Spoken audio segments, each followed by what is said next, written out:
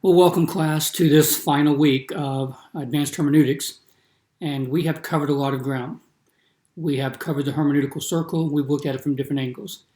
We have looked at historical and cultural context. We've looked at lexical and syntactical context. We've looked at theological analysis. We've looked at parables and prophecies. In this final week, we are going to cover application, and I'm really going to give you some final admonitions.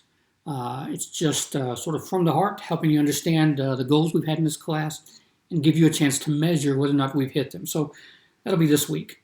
The discussion question this week is it's a challenging passage, Matthew 24, and I want you to work through that hermeneutical circle.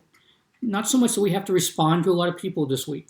It's really your work. You can respond if you want, but once you post your first post, at that point I'm going to start grading.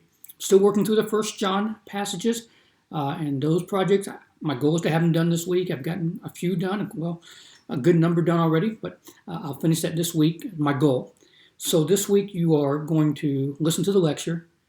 You're going to work through Matthew 24, no shortcuts. It's the final week, finish strong, no shortcuts. Wrestle with that hermeneutical circle. Don't just define words in your exegesis. Tell me what it means. What is the writer saying? Give me some synopsis. Okay, now we defined these words. Here's the thrust of the meaning of what he's saying. Don't make me tease it out. You tell me what it means. And then there's a resource. I just looked at it a moment ago.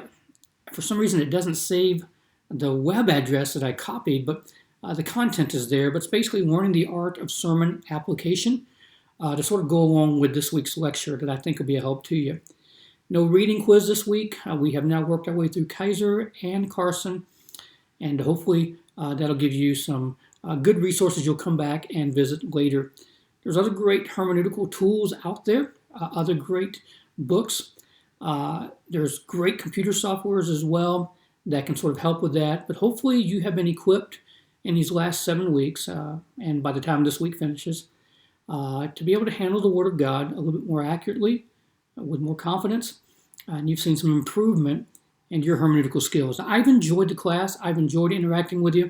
I always hate week 7 because I always hate to see you guys go, and I always hate that interaction. But hopefully we'll take another class together.